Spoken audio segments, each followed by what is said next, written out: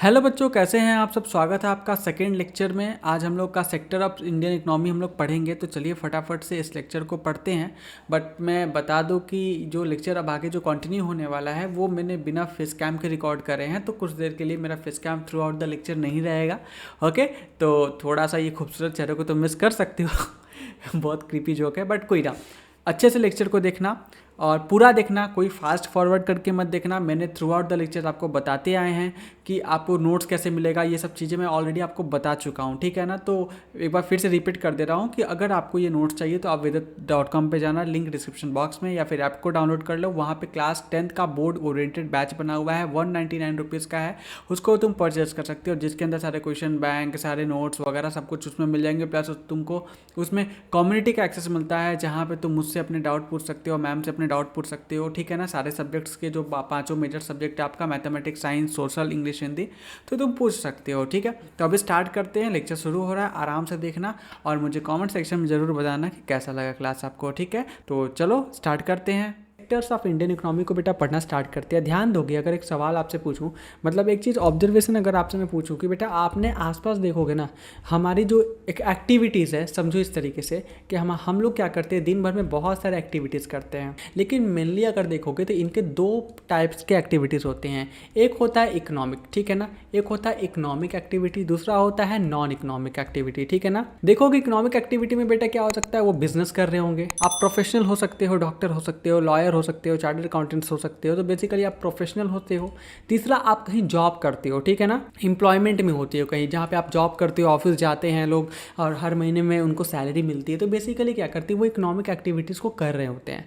लेकिन non economic activities में देख लो, जैसे कि आप पढ़ाई कर रहे हो, आप पढ़ाई कर रहे हो तो ये पैसे के लिए नहीं कर रहे हो, बल्कि अभी पढ़ाई करके आप डिग्री हासिल करोगे, आपके पास नॉलेज आएगी, फिर आगे चल के आप उसका इस नॉलेज का यूज़ करके आप पैसा कमाओगे। तो कह सकते हो स्टडी करना, ठीक है, सो जाना, ओके, सो जाना हो गया, ओके, मम्मी पापा के साथ टाइम स्पेंड करना, ठीक है ना, टाइम स्पेंड करना, टीवी देखना, मूवीज़ देखना, ठीक है, डोनेशन करना, चैरिटी करना, पूजा पाठ करना, ठीक है, व्हाट्सएप करना, तो ये तुम्हारा क्या होता है, नॉन इकोनॉमिक एक्टिविटीज़ होते हैं।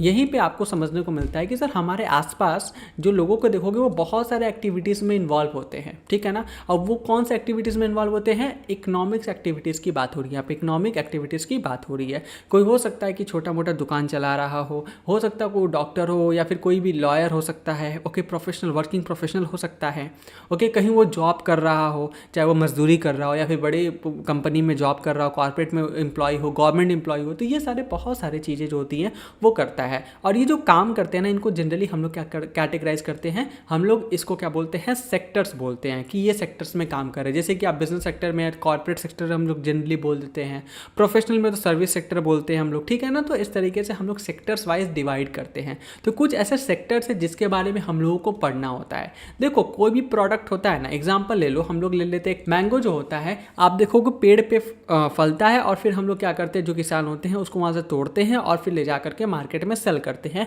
और हम लोग क्या करते हैं, उस आम को खरीद करके यूज़ करते हैं।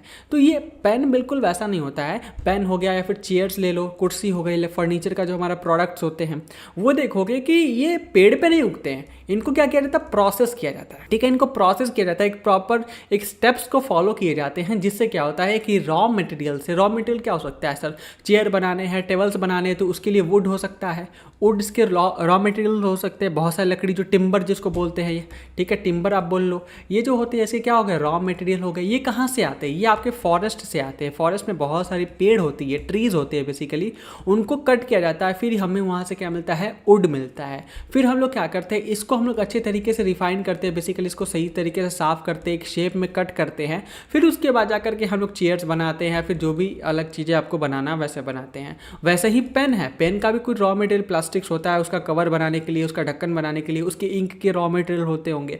मतलब कि सर यहाँ पे प्रोसेस जुड़ी हुई है, क्या जुड़ी हुई है, प्रोसेस जुड़ी हुई है। लेकिन वही नेचुरल प्रोडक्ट में जैसे आम हो गया, गुआवा हो गया, ऐसे कोई चीज़ें होती हैं, उसमें कोई नेचुरल प्रोसेस वहाँ पे इन्वॉल्व होता है, कोई भी आर्टिफिशियल प्रोसेस इन्वॉल्व नहीं होता है, ठीक है। तो यहाँ पे हम लोग इसी सेक्टर्स के बारे में पढ़ेंगे। देखा जाए बेटा तो सेक्टर्स को 3 सेक्टर्स में डिवाइड किया गया है, ध्यान देना। एक होता है प्राइमरी, आपके हो गए पहला नंबर पे प्राइमरी सेक्टर्स, दूसरे होते हैं सेकेंडरी सेक्टर्स, और तीसरा हमारे पास आते हैं टर्सरी, ठीक है, टर्सरी सेक्टर्स।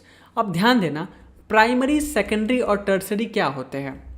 इसके बारे में हम लोग पढ़ने जा रहे हैं। देखो, प्राइमरी सेक्टर होते हैं जहाँ पे आप नेचुरल रिसोर्सेज को डायरेक्टली यूज़ करते हो। ठीक है, एग्जांपल ले लेते हैं। चलो एग्जांपल हम लोग अभी ले लेते हैं इसी स्टेप्स को फॉलो करके। हमें क्या बनाना है, चेयर बनाना है। ठीक है ना, चेयर है तो हम लोग क्या करेंगे, ट्रीज़ होते हैं हमारे पास, इसको हम लोग कन्वर्ट करते हैं पहले वुड में। ठीक है, वुड से हम लोग कन्वर्ट करते हैं टिम्बर में, या फिर प्लाई होता है, लकड़ी होता है, जो भी बोल लो, उसमें कन्वर्ट करते हैं। ठीक है, ओके। यहाँ पे आप कह सकते हो थोड़ा ये प्रोसेस सही ये लगेगा कि हम लोग यहाँ पे वुड ना लिख करके टिम्बर लिखें। ठीक है, टिम्बर लिख लेते हैं, फिर यहाँ पे वुड हो जाता है, लकड़ी हो जाएगी। फिर यहाँ पे हम लोग चेयर, फिर हम लोग यहाँ पे फिनिशिंग वगैरह करके फिर हम लोग चेयर में इसको कन्वर्ट करते हैं। लेकिन कुछ ऐसे प्रोडक्ट्स होते हैं जो जनरली हम लोग क्या करते हैं, फर्स्ट स्टेप पे करते हैं। जैसे देखो, जब ट्रीज़ को ना एक टिम्बर में जब कन्वर्ट किया जा रहा था तो ये प्राइमरी सेक्टर के अंदर आएगा, मतलब पहला काम हुआ। ठीक है, प्राइमरी मतलब क्या, फर्स्ट, पहली बार जो काम हुआ, जो पहला स्टेप हुआ ना, उसको प्राइमरी कहते हैं। ठीक है, और इस सेक्टर में बहुत सारे लोग होंगे जो जाते होंगे जंगल में, लकड़ी काटते होंगे, लेकर के आते होंगे। ठीक है, तो ये क्या हो गया, प्राइमरी सेक्टर्स के अंदर में माना जाता है, क्योंकि ये पहला स्टेप होता है जहाँ से आप बेसिकली प्रोडक्ट को क्या करते हो, प्रक्योर करते हो। वही बात करते हैं दूसरा, वो होता है हमारा टिम्बर। टिम्बर से वुड में कन्वर्ट करना। अब देखो, टिम्बर से वुड में कन्वर्ट करने के लिए क्या होता है, बहुत बड़ी बड़ी मशीन्स होती है जहाँ पे क्या करते हैं हम लोग, वुड को कट करते हैं। जैसे टिम्बर कटर मैं दिखाऊं आपको, देखो टिम्बर कटर जो यहाँ पे कट होता है ना, देखो इस तरीके से बड़े बड़े जो लकड़े होते हैं, पेड़ का बड़ा बड़ा होता है, छाल वगैरह होता है, इसको कट किया जाता है। कट करके एक फाइनल लकड़ी में ऐसे कन्वर्ट करते हैं। देख सकते हो ना यहाँ पे इस तरीके से, देखो कैसे प्रोसेस किया जा रहा है लकड़ी में। यहाँ पे वीडियोज़ वगैरह भी दिख रही है, आप इंटरनेट पर जा करके देख सकते हो। ठीक है, तो इस तरीके से हम लोग क्या करते हैं, इसको वुड में कन्वर्ट करते हैं, राइट। तो वुड में जो कन्वर्ट करते हैं, यहाँ पे एक प्रोसेस होता है। यहाँ पे तो बस कट किया, ठीक है, लेकिन यहाँ पे थोड़ा प्रोसेस होता है। जैसे ऊपर की जो पेड़ होती है वो सर्कल फेज में होती है, वैसे बोलते हैं सिलेंड्रिकल फेज में होता है। जैसे ऊपर देखो, ये बहुत सारे इसमें छाल होते हैं, दिख रहा है। तो इस तरीके से आप डायरेक्टली इसको आप यूज़ नहीं कर पाओगे, तो इनको रिमूव करना, इनको थोड़ा फिनिश करना, एक वुड में कन्वर्ट करना प्रॉपरली। जैसे देखो यहाँ पे किस तरीके से इनको साफ किया जा रहा है, देख रहे हो ना। तो इस तरीके से इनको रेडी किया जाता है कि इनको किसी काम में लाया जा सके। बेसिकली इनको यूज़फुल बोलते हैं ना, यूज़ करने लायक बनाया जाता है। तो इसको हम लोग बोलते हैं सेकेंडरी, क्योंकि सेकंड में हो रहा है। इसको हम लोग क्या बोलते हैं, सेकेंडरी सेक्टर बोला जाता है। लेकिन वहीं जब इस वुड को अपनी कला का रूप दे करके, डिज़ाइन दे करके, खूब अच्छे से पॉलिश करके, अच्छे से सुंदर बनाकर जब हम लोग मार्केट में रेडी करते हैं चेयर को, तो इसको हम लोग बोलते हैं टर्सरी। क्योंकि यहाँ पे आपने क्या किया, अपने सर्विसेज का यूज़ किया है इसको और भी अच्छा बनाने के लिए। ठीक है, तो ये हमारे बेसिकली कह सकते हो कि 3 सेक्टर्स है जो कि मेन तौर पे होते हैं। हो सकता हो आपको अभी कुछ भी समझ में नहीं आया, बट कोई ना, मेरा काम है आपको बेटर तरीके से बार बार चीज़ों को समझाना। अभी मैंने ओवरव्यू बता दिया कि सर हम लोग इस चैप्टर में क्या पढ़ने वाले हैं, क्या क्या चीज़ है। एक हमने प्रोसेस लिया है चेयर का एग्जांपल लेकर के, जिसमें हमने आपको कोशिश करा है कि आपको एक बर्ड आई व्यू दे दे। ठीक है, जिससे आपको समझ में आए कि अच्छा ये कुछ कुछ होता है कि प्राइमरी, सेकेंडरी, टर्सरी क्या होता है। जनरली बच्चों के दिमाग में ये रहता है कि social studies all about the ratification. नहीं, ऐसा नहीं है। सोशल स्टडीज़ में आपको बहुत सारे ऐसी चीज़ें हैं जहाँ पर आपको अपने एनालिटिकल अप्रोच के साथ बढ़ना होगा। अगर आप एनालिटिकल अप्रोच के साथ नहीं चलेंगे तो आपको बहुत ज़्यादा प्रॉब्लम आ सकती है। ठीक है ना, आपको लगेगा कि बस आप रट रहे हो, कुछ चीज़ें समझ में नहीं आएंगी। हिस्ट्री को मैं छोड़ के बात कर रहा हूँ, हिस्ट्री में आपको बहुत सारी चीज़ें हैं जहाँ पे बहुत रटाफिकेशन आता है, आई एग्री विद डैट। लेकिन आप बात करते हो पॉलिटिकल साइंस में, आप बात करते हो इकोनॉमिक्स में स्पेसिफिकली, तो यहाँ पर ये चीज़ें अप्लाई नहीं होता। और सबसे बड़ी बात जो कि हम लोग को एक घूटी पिलाई जाती है कई जगह कि यार ये रियल लाइफ में काम नहीं आते हैं। जी बिल्कुल काम आता है। कल को तुम जॉब करोगे तो वो टर्सरी सेक्टर के अंदर आता है। तुम कोई ट्रेडिंग का काम करते हो, मैन्युफैक्चरिंग करते हो, तो वो तुम्हारे सेकेंडरी सेक्टर में आता है। या फिर तुम माइनिंग करते हो, या फिर कुछ ऐसा एक्सट्रैक्टिंग का काम करते हो बेसिकली, ठीक है ना, जो नेचुरल प्रोडक्ट को एक्सट्रैक्ट करते हैं। जैसे जंगल में गए, पेड़ को काट के हम लोगों ने क्या किया, ले करके आए, तो ये क्या होगा, बेसिकली एक्सट्रैक्शन हो गया। वहाँ से नेचर से हमने वो चीज़ लेकर के आए, नेचर से हमने छीन के लाया, जो भी बोल लो। तो ये हमारे प्राइमरी सेक्टर होते हैं। तो ये प्रैक्टिकल लाइफ में बिल्कुल बिल्कुल आपको हर जगह एप्लीकेबल देखने को मिलेगा। ओके, तो चलो अब स्टार्ट करते हैं पढ़ना। एक एक लाइन को पढ़ेंगे, कोशिश करेंगे जितना हो पाए हम लोग डिटेल में समझ पाए। ये बात की मैं आपको गारंटी देता हूं कि आपके सारे कॉन्सेप्ट क्लियर हो चुके रहेंगे। पूरे लेक्चर्स को 1x पे देखना, 1.5x 2x वाले लोग मत देखना, सही बता रहा हूं, नहीं तो कुछ समझ में नहीं आएगा। फिर अल्टीमेटली तुम खुद को दोष दोगे। और मैं बोलूँगा 1 महीने के भीतर इस वीडियो को 3 बार तो जरूर देख लेना है। कारण है, 1 महीने के भीतर जब तुम इस वीडियो को 3 बार देख लोगे और 1 से 2 बार इस बुक को पढ़ लोगे, अपने एनसीईआरटी बुक अपने सामने लेकर के जरूर बैठिएगा। आपकी एनसीईआरटी बुक आपकी बोलते हैं ना भगवत गीता है, ओके, तो आप उसको जरूर लेके बैठे, आप उसको बार बार पढ़ें, आपको सारी चीज़ें क्लियर हो जाएगी, फिर हर एक क्वेश्चन आपको समझ में भी आएगा और आप बनाना भी स्टार्ट कर दोगे। चलिए यहाँ पे एग्जाम्पल लेते हैं जो NCERT ने लिया, क्योंकि एग्जाम्पल NCERT का पढ़ना इसलिए इंपॉर्टेंट होता है। इसका रीज़न मैं आपको बताता हूँ, क्योंकि NCERT अपने क्वेश्चन से एग्जाम्पल से क्या करते हैं, क्वेश्चन बनाती है और एग्जाम में लाते हैं लोग, ठीक है। एग्जामिनर जो होता है वो NCERT को पढ़ते हैं, ना कि किसी थर्ड पार्टी बुक्स को पढ़ते हैं। इसी वजह से कोई बच्चा अगर थर्ड पार्टी बुक्स पढ़ता है तो उसको स्पेसिफिकली कहा जाता है कि नहीं भाई आप NCERT ही पढ़िए, क्योंकि CBSE NCERT को जानती है, वो किसी थर्ड पार्टी पब्लिशर या राइटर को नहीं जानती है। स्कूल का काम होता है सजेस्ट करना थर्ड पार्टी बुक्स को, रीज़न बिंग उनको कमीशन मिलता है, बट आपको कमीशन के हिसाब से अभी नहीं चलना, आप बोर्ड के लिए प्रिपेयर कर रहे हो। ऑलराइट, ठीक है, आगे बात करते हैं। देखो यहाँ पे एग्जाम्पल क्या बोला है, ग्रोइंग कॉटन और farming the dairy products like a milk. देखो गाय होता है काऊ, चलो काऊ बनाते हैं हम लोग, काऊ, ठीक है, ये हम लोग का काऊ है। ओके, तो ये मान लो दूध देती है, तो ये नेचर का है ना, मतलब ये कोई मशीन तो नहीं है।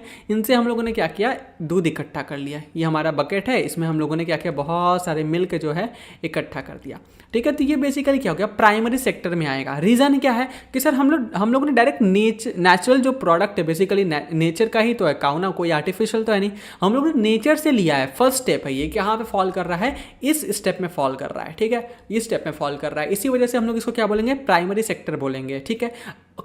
ग्रोइंग द कॉटन क्या हो गया, फार्म में बड़े बड़े खेत में आप क्या कर रहे हो, आप बहुत सारे कॉटन्स को उगा रहे हो, ठीक है, आम को उगा रहे हो, पौधों को उगा रहे हो, तो आप नेचर से डायरेक्टली पेड़ से तोड़ रहे हो, मतलब जो भी आपका फसल है वहाँ से ले रहे हो ना।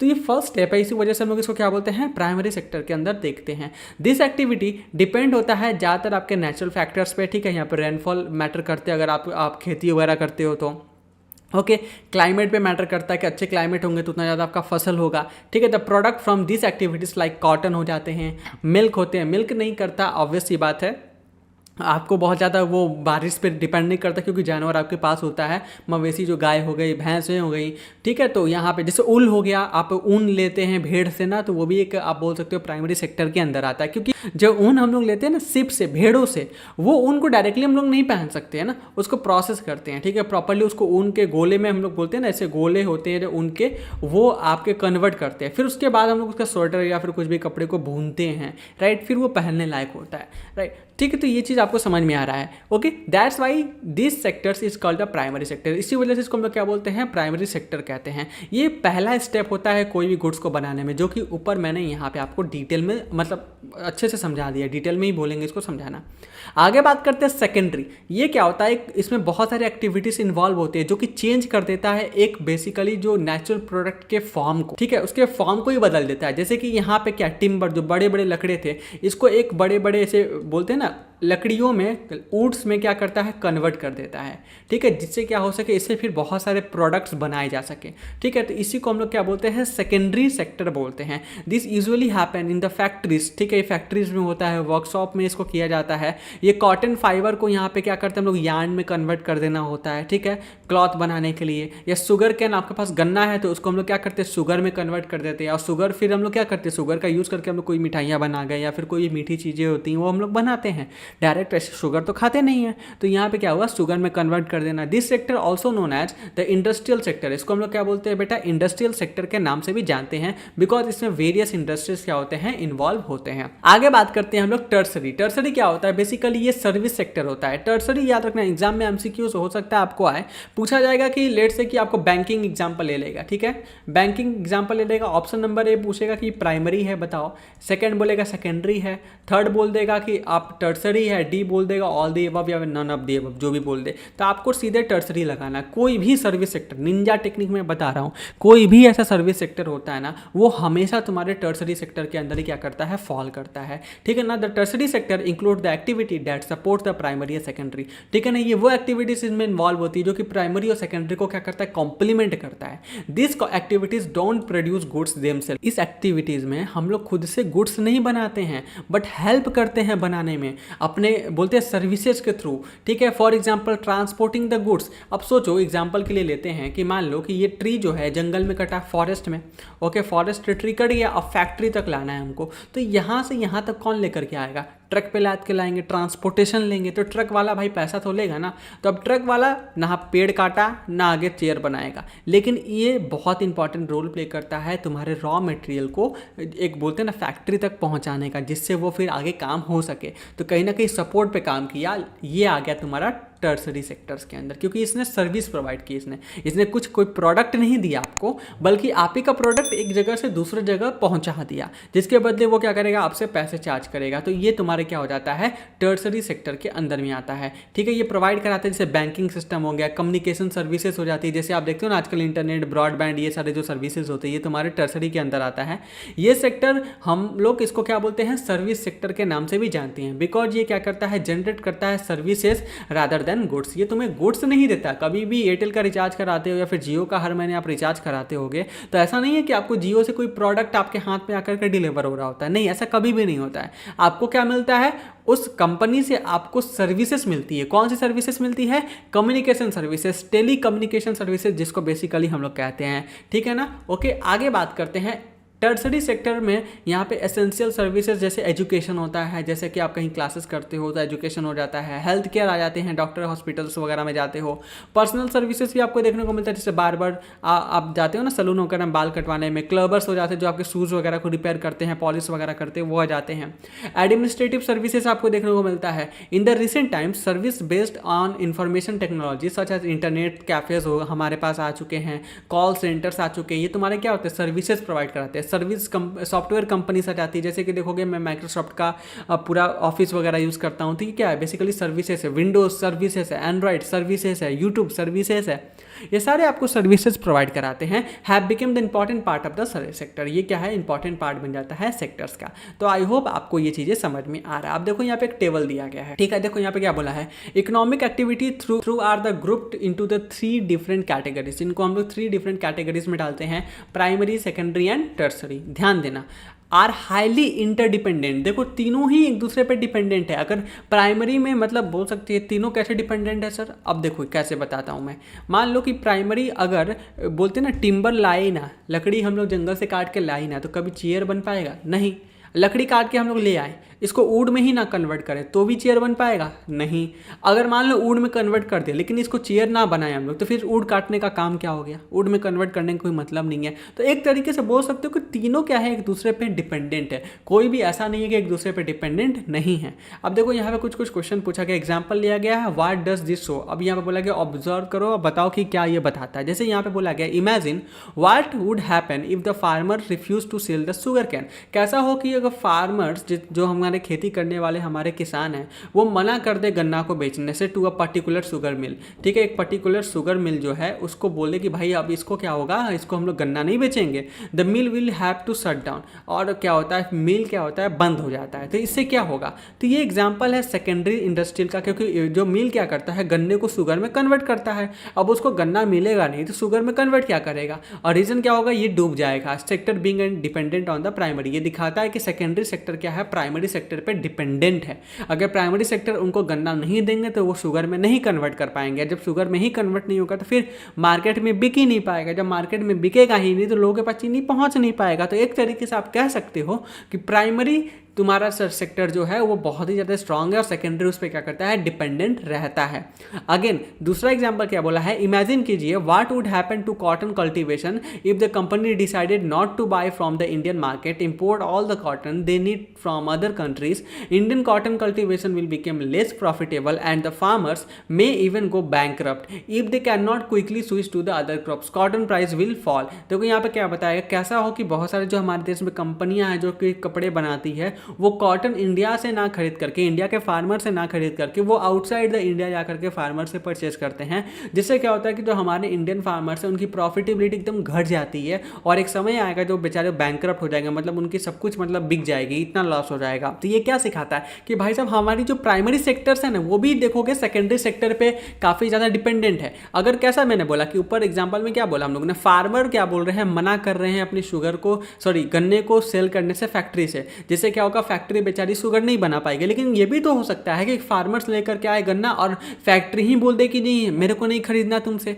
मैं कहीं बाहर से मंगवा लूंगा, तो इस तरीके से फार्मर का नुकसान होगा ना। तो वही यहाँ पे बताया गया कि कंपनी क्या कर रही है, फार्मर से ही लेने से मना कर दे रही है, बोल रही है कि भाई साहब हम लोग को तुमसे नहीं चाहिए प्रोडक्ट, हम लोग क्या करेंगे आउटसाइड द इंडिया किसी विदेशी कंपनी से हम लोग क्या करेंगे, या विदेश के फार्मर से हम लोग क्या करेंगे, खरीद करके अपने देश में क्या कर रहे होंगे, इंपोर्ट कर लेंगे। जिससे क्या होगा, जो हमारे देश के जो फार्मर्स है उनको बहुत ज़्यादा लॉस होगा, क्योंकि जो प्रोडक्ट वो प्रोड्यूस कर रहे हैं अपने फार्म्स में वो सेल ही नहीं होगा। जब सेल नहीं होगा तो उनको अपने इन्वेस्टमेंट पे रिटर्न नहीं मिलेगा, क्योंकि जब भी आप फार्मिंग करते हो तो ऐसा नहीं है कि ये रैंडम प्रोसेस होता है बस बैठे और फार्मिंग हो गया, नहीं, इसमें बहुत ज़्यादा हार्डवर्क लगता है, पैसे लगते हैं, समय लगता है। तो कहीं ना कहीं हर एक इंसान चाहता है जब वो मेहनत कर रहा है तो उसके बदले में उसको उसका रिटर्न जरूर मिले।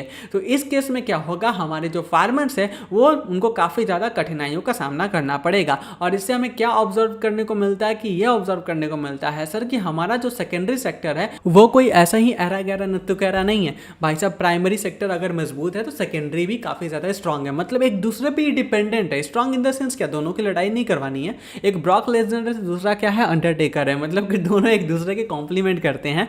ओके, आई होप आपको समझ में आ रहा है। आगे बात करते हैं फार्मर बाई मेनी गुड्स। देखो फार्मर बहुत सारे प्रोडक्ट्स परचेज करते हैं, ठीक है ना, जैसे ट्रैक्टर हो गया, पंप सेट्स हो जाते हैं, ठीक है ना, खेतों में पानी डालने के लिए पंप्स होते हैं ना, वो इलेक्ट्रिसिटी हो जाता है, पेस्टिसाइड्स हो जाते हैं, फर्टिलाइजर्स परचेज करते हैं। लेकिन आप सोचो कि what would happen if the prices of the fertiliser and pump to go up. कैसा हो कि जो फर्टिलाइजर्स के जो प्राइस है या पंप सेट्स जो होते हैं उसके प्राइस बहुत ज़्यादा अगर इंक्रीज कर जाए तो क्या होगा, the cost of the cultivation of the farmer will rise. क्या हो जाएगा, जो कॉस्ट है आपके फार्मर्स का प्रोडक्ट को बनाने मतलब प्रोड्यूस करने का, क्रॉप्स को उगाने का, वो काफ़ी ज़्यादा क्या हो जाएगा, बढ़ जाएगा। जिससे क्या होगा, उनकी प्रॉफिटेबिलिटी काफ़ी ज़्यादा कम हो जाएगी, ठीक है ना, उनकी प्रॉफिटेबिलिटी कम हो जाएगी। दो ही कारण हो सकता है कि कम प्रॉफिट पे प्रोडक्ट को बेचे मतलब इनका लॉस होना स्टार्ट हो जाएगा, या फिर अपना प्रॉफिट को बढ़ा देंगे तो फिर हाईयर रेट पे बिकेगा, जिससे अल्टीमेटली जो कंज्यूमर है उनको काफ़ी चीज़ें महंगा पड़ेगा। तो यहाँ पे लॉस होगा भाई साहब कंज्यूमर का, क्योंकि कंज्यूमर को काफ़ी दिक्कत होगी। और यहाँ पे प्राइमरी सेक्टर को दिक्कत होगा, क्योंकि प्राइमरी सेक्टर कहाँ से परचेज कर रहा है, सेकेंडरी से परचेज कर रहा है, क्योंकि सेकेंडरी क्या है, मैन्युफैक्चरिंग है। मैन्युफैक्चरिंग आए तो सेकेंडरी में डालना, सर्विस आए तो टर्सरी में डालना, और मैन्युफैक्चरिंग और सर्विस के अलावा कोई आता है जैसे आप क्रॉप फार्मिंग्स हो जाते हैं, एक्सट्रैक्शन हो जाता है, फिशिंग आ जाता है, पीसी कल्चर होता है, ये सब जो तुम्हारे होते हैं वो किस में आते हैं, वो तुम्हारे आते हैं प्राइमरी सेक्टर्स में। तो यहाँ पे क्या हो जाएगा, प्राइमरी सेक्टर्स को काफ़ी ज़्यादा नुकसान उठाना पड़ सकता है। आगे बात करते हैं people working in the industrial and service sector. जो लोग इंडस्ट्रियल और सर्विस सेक्टर में काम करते हैं उनको खाना चाहिए, खाने को खाना चाहिए। आप भी आज सुबह शाम जब भी देख रहे हो वीडियो उस दिन का आपने खाना तो खाया होगा, ठीक है। तो imagine what would happen if there is a strike by the transporter. कैसा हो, जो बंदा ट्रैक्टर चलाता है और इस पर बहुत सारे चावल के बोरियां लाद करके आपके शहर में लेकर के आता है, जिससे आप वहाँ से जा करके परचेस कर लेते हो चावल को, रोटी को, मतलब बेसिकली रोटी नहीं आटे को, ठीक है, फिर ला करके घर पर रोटी बनाते हो। कैसा हो कि ये प्रोडक्ट आपके घर पर पहुँच ही ना पाए। बिल्कुल वैसा जैसा कोविड के टाइम में हुआ था, जहाँ पे लोग काफ़ी ज़्यादा डर गए थे कि नहीं यार ट्रांसपोर्टेशन बंद हो गया है, लोग एक दूसरे से बात तक नहीं कर पा रहे थे, मिल नहीं पा रहे थे। वहाँ पे खाना एक सबसे बड़ा प्रॉब्लम बन करके आया था कि भाई खाना कैसे मिलेगा, हम लोग कल का सूरज देख भी पाएंगे कि नहीं देख पाएंगे। तो उस केस में कहीं ना कहीं बहुत ज़्यादा इंपॉर्टेंट रोल प्ले करता है। अगर लोग स्ट्राइक पे बैठ जाए और ट्रांसपोर्टेशन ही काम ना करे, लॉरीज जो होते हैं, ट्रक वाले जो होते हैं, वो रिफ्यूज़ कर दे कि हम लोग वेजिटेबल दूध जो होता है शहर में लेकर के नहीं जाएंगे रूरल एरिया से, तो यहाँ पे क्या होगा, food will become the square in the urban area. मतलब शहरी जो लोग होते हैं ना उनको खाने के लाले पड़ जाएंगे, whereas the farmer will unable to sell the product. वहीं देखा जाए जो फार्मर्स जो होंगे वो बेचारे अपने प्रोडक्ट को नहीं बेच पाएंगे, शहर के लोग बिना कुछ खरीदे ही मर जाएंगे, और ट्रांसपोर्टेशन वाले बोलेंगे अब आया ना मजा, तुम बोल रहे थे ना प्राइमरी हीरो है, मैन्युफैक्चरिंग जो कि सेकेंडरी सेक्टर वो हीरो है। नहीं भाई, टर्सरी भी कोई कम नहीं है, हमारा टर्सरी भी थाड़े बोलते हैं ना प्राइमरी और सेकेंडरी से कम है के। तो ये वाली बात है, मतलब कि बोल सकते हो कि तीनों ही एक दूसरे को क्या करते हैं, कॉम्प्लीमेंट करते हैं, तीनों एक दूसरे को इंटरडिपेंडेंट है ये, ठीक है ना, इंटर रिलेटेड भी है, इंटरडिपेंडेंट भी है। कोई भी इन तीनों से आगे भी नहीं है, कोई इन तीनों से पीछे भी नहीं है। बिल्कुल बिल्कुल पॉलिटिकल साइंस में पढ़ा होगा ना, एग्जीक्यूटिव, जुडिशरी, लेजिस्लेचर, तीनों एक दूसरे को कॉम्प्लीमेंट भी करते हैं, इंटरडिपेंडेंट भी होते हैं, फिर ये भी इंश्योर करते हैं कि तीनों बोलते हैं इंडिपेंडेंटली काम भी करें। बिल्कुल बिल्कुल वैसा सा ही इकोनॉमिक्स के हमारे लेजिस्लेचर और जुडिशरी टाइप के लोग हैं, ठीक है ना। कौन कौन से हैं, प्राइमरी, सेकेंडरी और टर्सरी। क्या ये समझ में आया? एग्जाम्पल से अच्छे से मैंने समझा दिया टेबल, और एनसीईआरटी के टेबल है तो भाई साहब आपको समझ में भी आ रही होगी। आपको बस एनसीईआरटी को क्या करना है, अच्छे से पकड़ बना लेना है। उसके अलावा तुम्हें किसी भी चीज़ की कोई भी ज़रूरत ज़रूरत नहीं है। अगेन क्वेश्चन प्रैक्टिस करना, मतलब किसी भी चीज़ की और कोई ज़रूरत नहीं है in the sense third party publisher books की।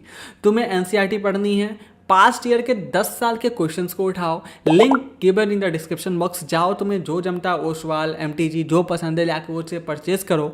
परचेज करने के बाद उसके सारे क्वेश्चंस को बनाओ। क्वेश्चंस बनाने के बाद मेरे रेगुलर स्टूडेंट हो तो तुम मुझे दिखाई दोगे, अगर नहीं हो रेगुलर स्टूडेंट तो तुम मुझे इंस्टाग्राम पे टैग करो, अब बताओ कि सर मैंने लिखा है देखो मेरा, ठीक है। और मैं आपको देख करके अपना जो भी पॉइंट ऑफ व्यू होगा शेयर करूंगा, मुझे अच्छा भी लगेगा कि आपने एटलीस्ट कुछ बनाया, मेहनत तो करा, ऐसा तो नहीं है कि बस रैंडमली आ रहे वीडियो देख रहे हैं और चले जा रहे हैं, ठीक है। अगेन मेरा इंस्टाग्राम का link given in the description box. Okay, आगे बढ़ते हैं। हम लोग कंपेयर करते हैं तीनों सेक्टर्स को, ठीक है ना। देखो प्राइमरी सेक्टर जो होता है इसमें हम लोग एक्सट्रैक्शन से रिलेटेड, हार्वेस्टिंग से रिलेटेड, जो नेचुरल रिसोर्सेज जो हार्वेस्टिंग करते हैं वो सारे जो होते हैं ना एक्टिविटीज़ इन्वॉल्व होते हैं, जैसे एग्रीकल्चर आ जाता है, फिशिंग हो गया, माइनिंग हो गया, फॉरेस्ट्री हो जाता है, एनिमल हस्बेंड्री हो जाता है, ये ठीक है ना। ये सारे तुम्हारे क्या होते हैं प्राइमरी सेक्टर्स के अंदर में आते हैं। ये डायरेक्टली डिपेंडेंट होते हैं बेटा नेचुरल रिसोर्सेज पे, जैसे लैंड हो गया, वाटर हो गया, मिनरल्स हो जाते हैं, ठीक है ना। लैंड पे फार्मिंग करते हो, वाटर में आप फिशिंग करते हो, मिनरल्स होते हैं तो ही तो आप माइनिंग कर पाते हो, तो कहीं ना कहीं ये सारे प्राइमरी सेक्टर्स होते हैं। वहीं बात करते हैं सेकेंडरी सेक्टर्स, तो ये बेसिकली क्या होता है, इसमें एक्टिविटीज़ होता है रॉ मटेरियल को एक बोलते हैं ना एक ट्रांसफॉर्म फिनिश्ड गुड्स में बदलना। जैसे कि यहाँ पे हम लोगों ने किया था, यहाँ पे हम लोगों ने क्या किया था, एक पर्टिकुलर वुड को हम लोगों ने प्रोसेस करके हम लोगों ने चेयर में हम लोगों ने क्या किया था, कन्वर्ट कर दिया था, ठीक है। तो इसी चीज़ को बोल रहा है कि एक प्रॉपर प्रोसेस करते हैं हम लोग, जैसे मैन्युफैक्चरिंग इंडस्ट्रीज इसमें आता है, जैसे कंस्ट्रक्शन आ जाता है हमारा, ठीक है, लैंड बनाना, लैंड बोल रहे हैं, ब्रिजेस बनाना, रोड्स बनाना, हाईवे बनाना, ठीक है, यूटिलिटीज, इलेक्ट्रिसिटी, गैस हो गया तुम्हारा, वाटर सप्लाई, ये सब बनाना तुम्हारे इस सेक्टर्स में आते हैं। इसमें प्रोसेसिंग, मैन्युफैक्चरिंग, कंस्ट्रक्शन प्रोसेस, ये सारे तुम्हारे इसी के अंदर आते हैं, तो भूलना मत, याद रखना इन सब पे MCQs आते हैं, इस बात को भूलना मत। और टर्सरी सेक्टर्स में अगर देखोगे तो टर्सरी सेक्टर्स में इन्वॉल्व होते हैं तुम्हारे सर्विस वाले सारे चीज़ें, ये निंजा टेक्निक मैंने बोला था कि जहाँ सर्विस आए इसमें मारो, टर्सरी में ही जाएगा, ठीक है ना। ये टेंजिबल गुड्स की जो सर्विसेज हम लोग देते हैं वो होता है। अगेन टेंजिबल इंटेंजिबल्स क्या होते हैं मैं बता देता हूँ। टेंजिबल गुड्स वो होता है जिसको हम लोग देख सकते हैं, जैसे pen, paper, monitor, AC, TV, पंखा, ये सारे हमारे टेंजिबल हो जाते हैं। इंटेंजिबल गुड्स क्या होते हैं, सर्विसेज, जैसे जियो का इंटरनेट आपने लिया, आप इंटरनेट में आपको फ़ोन में दिखाया जा कि आपके पास 2 GB इंटरनेट है, अब 2 GB आप कोई देख थोड़ी सकते हो, वो तो बस फोन में है, आप फील कर सकते हो, इंटेंजिबल आप उसको देख नहीं सकते, ठीक है। डॉक्टर ने आपको सर्विस दी, आपको मेडिसिन वगैरह प्रिस्क्राइब कर दिया और आप उस मेडिसिन को खाते हो जिससे आपकी फीवर या फिर कोई भी तकलीफ है वो दूर हो जाती है, तो बेसिकली वो उसने जो आपको सर्विस दिया, मेडिकल सर्विसेज या कंसल्टेंसी दिया है, वो आप देख नहीं सकते, वो इंटेंजिबल है बेसिकली, ठीक है ना। आप दवा खाते हो, फिर उसकी बोलते हैं ना उसकी एडवाइस से लेकर के आप दवा खाते हो, फिर आप ठीक हो जाते हो, तो आप फील कर सकते हो नहीं हम अब हेल्दी हो चुके हैं। तो यहाँ पे क्या है, वो इंटेंजिबल होता है। तो टेंजिबल और इंटेंजिबल में कंफ्यूज मत करनी है। बेसिकली क्या होता है, आप जिसको देख सकते हो जिसको नहीं देख सकते, जैसे एयर हो गया, हम देख नहीं सकते बस फील कर सकते हैं, ये वैसा वाला मामला है, ठीक है। तो ये सर्विसेज क्या होते हैं, बेसिकली इंटेंजिबल होते हैं जो कि हम लोग टेंजिबल गुड्स के लिए देते हैं, जैसे ट्रांसपोर्टेशन की सर्विसेज हो जाती है, कम्युनिकेशन की सर्विसेज हो जाती है, बैंकिंग हो गया, trade, health care, education, entertainment and other services हो जाते हैं हमारे पास, ठीक है। आगे बात करते हैं टर्सरी सेक्टर में, तुम देखोगे कि सपोर्ट्स करता है प्रोडक्शन को, distribution of goods and services को, जहां प्राइमरी और सेकेंडरी सेक्टर में रिक्वायरमेंट होती है वहां पे जाकर के हेल्प करता है। आगे बात करते हैं to understand the contribution of each sector, economist calculate the value of the goods and services produce rather than the simply counting the number of the items, ठीक है ना। The value of determined by the multiplying the quantity of the goods by the service provided by respective price, only the final goods and services which reach customer are included in this calculation. The intermediate goods which are used in the production process are not counted to avoid the double counting, ठीक है ना। I hope आपको चीज़ें समझ में आ रही होंगी। यहाँ पे क्या बोला गया है, यहाँ पे ये बोला गया है कि आपको इकोनॉमिस्ट क्या करते हैं, जो हमारे जो साइंटिस्ट साइंस में काम करते हैं, इकोनॉमिस्ट जो होते हैं इकोनॉमी में काम करते हैं, मतलब इकोनॉमिक्स के बारे में वो रिसर्च करते हैं। तो इनका ये कहना है कि ये तीनों सेक्टर्स को कंपेयर करने के लिए क्या करते हैं, इस चीज़ को देखते हैं कि उन्होंने कितने रुपए का बोलते हैं प्रोडक्शन करा है, कितने रुपए का वैल्यू क्रिएट करा है, ज़्यादा रुपए का सर्विसेज सेल हुए हैं या ज़्यादा रुपए का जो प्राइमरी सेक्टर का जो गुड्स है उसको सेल किया गया या सेकेंडरी सेक्टर का सेल किया गया। इसके हिसाब से वो क्या करते हैं, पता लगाते हैं कि भाई साहब कितने रुपए का प्रोडक्ट है, कितना पीस बिका है, तो उसके हिसाब से वो पता लगाते हैं कि कितना कब तुम्हारा प्रोडक्शन हुआ है, किस इंडस्ट्री के द्वारा। ठीक है, आई होप आपको समझ में आ रहा है। आगे बात करते हैं, the sum of the values of the final goods and services produce in each sector during a specific period give the gross domestic production. और जब हम लोग सारे चीज़ों को जोड़ लेते हैं एक साथ, तो इसको हम लोग क्या बोलते हैं, ग्रॉस डोमेस्टिक प्रोडक्शन कहते हैं एक कंट्री का। जीडीपी रिफ्लेक्ट करता है over size and health of the economy. यहाँ पे बताता है कि जीडीपी जो होता है हम लोग को रिफ्लेक्ट करेगा कि हमारा ऑल ओवर साइज क्या है और हेल्थ क्या है हमारे इकोनॉमी का। ठीक है, हमारे देश की जो अर्थव्यवस्था है वो कैसे चल रही है। ओके, समय के साथ देखोगे the importance of the sectors in the economy can change. देखो समय के साथ ऐसा होगा ना कि जो सेक्टर्स हैं ना हमारे, उनके जो इंपॉर्टेंस है वो बदलता जाता है। जैसे हमारा देश आज़ाद हुआ था आज से 20 साल पहले, देखोगे हमारा देश में जो मैक्सिमम जो एक्टिविटीज़ हुआ करती थी वो प्राइमरी सेक्टर में हुआ करती थी। लेकिन जैसे जैसे लोग पढ़ने लगे, शहर में आने लगे, शिफ्ट होने लगे शहर में, वैसे वैसे तुम देखोगे कि यहाँ पे तुम्हारे पास टर्सरी सेक्टर्स की जो है इंपॉर्टेंस बढ़ने लगी। सर्विस सेक्टर में लोग ज़्यादा काम करने लगे हैं। देखोगे लोग आईआईटी डॉक्टर वगैरह बनना चाहते हैं, लाइफ में सीए बनना चाहते हैं, क्योंकि वो सर्विसेज प्रोवाइड कराएंगे अल्टीमेटली, तो वो टर्सरी सेक्टर में आएंगे। ठीक है, आई होप आपको समझ में आ रहा है। आगे बात करते हैं, हिस्टोरिकली देखोगे तो मेनी डेवलप्ड कंट्री जहाँ पे ट्रांजिशन ये देखा गया है कि जहाँ पे लोग पहले एग्रीकल्चर बहुत ज़्यादा करते थे, लेकिन आज के समय में देखोगे वहाँ पे डोमिनेंट जो इंडस्ट्रियलाइजेशन होने के कारण यहाँ पे सेकेंडरी सेक्टर बहुत ज़्यादा पॉपुलर हो चुका है बीते हुए कुछ सालों में, और टर्सरी भी उसके साथ साथ आगे बढ़ेगा ही। ठीक है, आगे बात करते हैं, there has been further shift toward the service sector. ठीक है, मतलब प्राइमरी से हम लोग क्या किए, मैन्युफैक्चरिंग में गए, बेसिकली जो सेकेंडरी सेक्टर था उसमें कन्वर्ट हुए, फिर हम लोग और आगे बढ़ गए तो अब लोग सर्विस सेक्टर में जाने लगे। Okay, which now contribute the significantly to the total production and employment in the developed countries. ठीक है ना, डेवलप्ड कंट्रीज में ऐसा ही साइकिल चल रहा है। आगे बात करते हैं हमारा देश के बारे में, बात करें इंडिया के बारे में, तो यहाँ पे देखोगे ट्रांजिशन हैज़ बीन ऑब्जर्व। समय के साथ ये देखा गया है कि changes in the relative importance primary sector, secondary sectors and tertiary sectors over the time.